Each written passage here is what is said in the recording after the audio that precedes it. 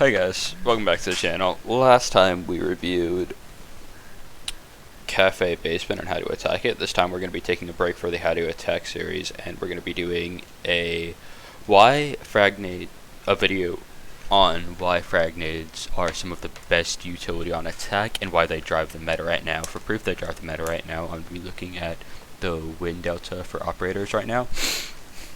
And you're going to see that 3 out of the 4 most picked operators, 1, 2, 3, are going to be having frag nades, and the reason they're up here is because of their nades. And if you compare two very similar ops, one with nades, one without nades, it's going to be Buck and Sledge. I would actually argue in most case scenarios, and if you look at most aspects of their gadget, Buck is better than Sledge. Buck can open up the floor from a distance. He can open up the floor faster. He can open up the floor significantly safer versus C4s, and he has a faster shooting gun, especially after they removed Sledge's SMG-11. But then you look at the win delta, and because Sledge has these magical little balls, Sledge has a 30% higher pick rate than Buck. And today I'm going to be reviewing why they're so strong, and hopefully if you understand why they're strong, you can then implement them and start doing these things yourself to abuse them and win more rounds with this abuse of them. So first I'm going to be showing my own rounds to show you how the first type of frag nades I'm going to be showing, which is vertical nades. The second type is going to be horizontal nades. This is going to be a CCTV attack. I'm going to be nading below, and I'm going to be getting a ping from my teammate, and he's just going to say nade here. There's a shield, and there's a guy playing behind the shield, and and what I do here is I clear the shield, and I kill the player playing behind the shield, as you can see there. And what I do then is I make sure that the person playing on plat repel, since we have a breach open, Mav tricked it, can have complete control over CC, and it get us the opening kill, which helps us get into the building and really helps everyone, especially with confidence, since it's the first round. Moving on to an even more influential frag nade kill, this is going to be on Oregon. We're attacking top floor. Now in this situation, our hard breach actually got spawn peek, so it's a 4v5 right off the bat, which is this round without frag nades. Normally this round would be absolutely hopeless because it's a 4v5. We have no breach, we have no way into sight, and they can just sit on site and wait because we can do nothing. But because my buddy goes over here and he nades storms, and I nade games. This is what's called fishing, by the way, where I go next to a common spot because I know someone's going to be sitting in this area, and I just wait for a sound cue with my nade, and as soon as I get one, I blow this guy sky high.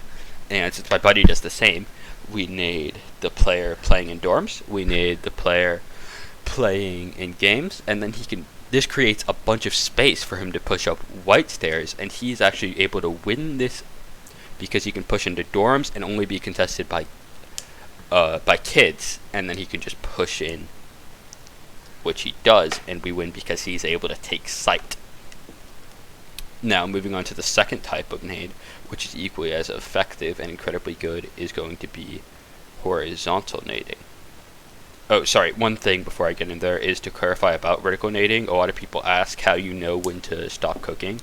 Some people say there's like a magical number of meters you can get away, and then it's perfect and very easy, but to me, it's all about practice. There's no magic to it. There's no best possible place you can stand. You just need to go into T-Hunt, go below, and nade some terrorists, and practice through the floor to make sure that you know exactly what you're doing. Just get a feeling of how long. If you blow yourself up, it's cool, it's T-Hunt. Just do it as much as possible and get a perfect feel, and you need to be able to do this if you're going to want to play a flux or a frag, because these would just be free kills that you would not be capitalizing upon if you didn't know this skill set. So, the second type of nade is the horizontal nade, which also can open up rounds because they can clear power positions. So this is the kind of nade where I know catwalk isn't technically horizontal, it's slightly vertical, but positions like this, where it's a power position that you need to clear to be able to open up the round. And I'm going to, positions like catwalk, pixel on cafe, etc. So I'm going to show you in the blueprint form why this position is so strong and why nades are so necessary for this take. So you have Hibon on hatch, Zofan backstairs, and then 3 people outside double door. But the thing is, because of this shield and this Malusi playing behind the shield and this player playing right here, None of these players can push in, because if they do, there's a perfect crossfire from the Iruni player and the Malusi player, making sure that they cannot enter without getting their head removed from their body. So these players, despite being in not a safe position, they can't push in, and the player playing on backstairs cannot push in either, because the Jaeger playing on Pale and the Shaiko player prevent him with another crossfire, and Hibana cannot attempt to drop the hatch because the Shaiko player again can prevent that. So you see what I'm saying? The Shaiko player facilitates 2 crossfires that prevent anything from the attack, and the hatch drop from Hibana.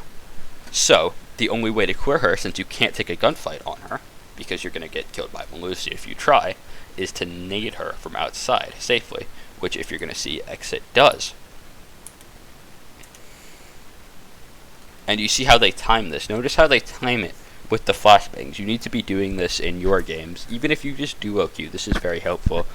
Because if you can get one other player that you can consistently get power positions with, you can open up a bunch of space for your team, like you see here. Because this kills the player facilitating the crossfires, and now Jaeger's in trouble, because Jaeger is all alone here. Jaeger now has no help on Pillar, so he can be taken a 50-50 gunfight with from backstairs, and same with this player playing an elbow, so the elbow player has to get aggressive so that he doesn't die.